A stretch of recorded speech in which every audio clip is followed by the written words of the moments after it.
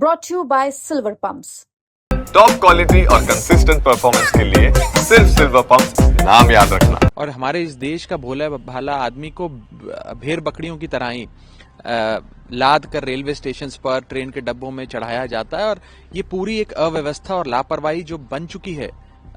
हर railway station पर इसी प्रकार के कुछ दृश्य आपको नजर आएंगे। ये देखिए, नई दिल्ली रेलवे स्टेशन पर महाकुंभ जा रहे श्रद्धालुओं की स्टैम्पीड के चलते भगदड़ मचने के कारण जो घटना वहाँ घटी और लोगों की जानें गईं, बहुत अनगिनत लोग घायल हुए, ये अत्यंत दुखदायी घटना है। और मुझे लगता है कि पूरे देश की आत्मा को झंझोड़ के रख दिया इस पूरी घटना ने।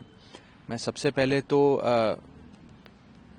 भगवान से प्रार्थना करता हूं कि वे लोग जिनकी जानें चली गईं इस अनफॉर्चुनेट इंसिडेंट में, उनके परिवारों को शक्ति प्रदान करें कि वे इस दुख को सहन कर सकें। और जो लोग घायल हुए हैं उनके जल्द से जल्द फिर से स्वस्थ होने की मैं कामना करता हूं और प्रभु के श्री चरणों में अरदास करता हूं। ये पूरी घटना ये दिखाती है कि हमारा जो भारतीय रेल है, जो रेल विभाग है, वो किस स्तर की बद इंतजामी और लापरवाही देश के नागरिकों को सौंप रहा है, दे रहा है, किस प्रकार की लापरवाह सुविधा लोगों को दी जा रही है।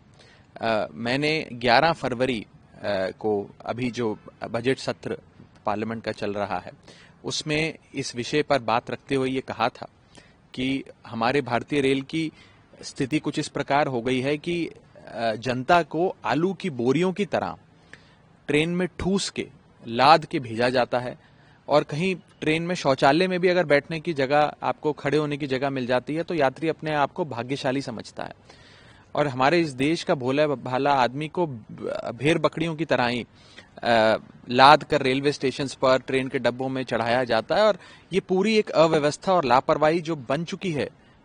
हर रेलवे स्टेशन पर इसी प्रकार के कुछ दृश्य आपको नजर आएंगे। ये बहुत चिंताजनक है। और खास तौर पे महाकुंभ से संबंधित विषय पे बात करते हुए मैंने संसद भवन में बात रखी थी कि प्रयागराज और उसके आसपास के कई सारे रेलवे स्टेशंस को क्राउड मैनेजमेंट ना करने की वजह से, ना ठीक से होने की वजह से भारतीय रेल को बंद कर देना पड़ा।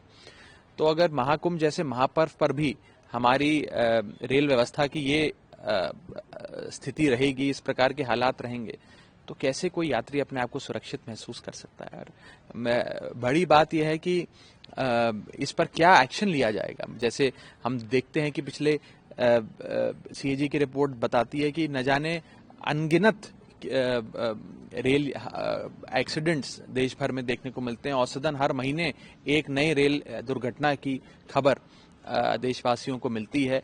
तो उसमें कितनी अकाउंटेबिलिटी फिक्स करी जाती है, कितनी रिस्पॉन्सिबिलिटी फिक्स करी जाती है, किसके खिलाफ एक्शन लिया जाता है इस लापरवाही और बद इंतजामी के चलते। तो इन सारे विषयों पर मुझे लगता है कि सरकार को गंभीरता से सोचना चाहिए, कार्रवाई करनी चाहिए।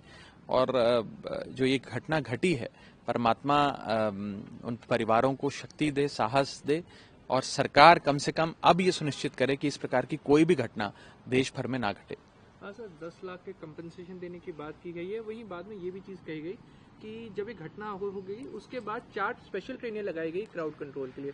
तो ये कहें टू लिटिल टू लेट। देखिए, जब एक बार घटना घट गई और इतने सारे श्रद्धालु जो हमारे इस महापर्व में, महाकुंभ में हिस्सा लेने जा रहे थे, उनके साथ ये दुर्घटना घटी, उसके बाद अगर आप कोई इंतजामात करते हैं, 4 ट्रेन ज्यादा लगा देते हैं, 2 ट्रेन किसी और रूट से डाइवर्ट कर उसे प्रयागराज के रूट पे लगा देते हैं, उससे क्या फर्क पड़ता है।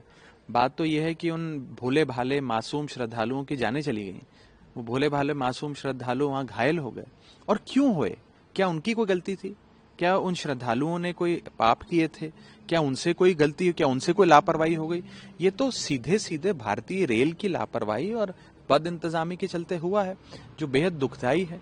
और जैसा कि मैंने कहा कि मैंने 11 फरवरी को इस विषय को संसद भवन के भीतर अपने बजट जो सत्र चल रहा था उसमें एक भाषण देते समय इसको रेखांकित भी किया था कि भारतीय रेल की जो अव्यवस्था है उस पर सरकार का ध्यान आकर्षित किया जाए, सरकार उस पर फोकस करते हुए अपने जो व्यवस्था उसमें सुधार करे। इस प्रकार की लापरवाही चलती रहेगी तो न जाने और कितने मासूम लोगों की जानें जा सकती हैं इसी प्रकार के इंसिडेंट्स के चलते।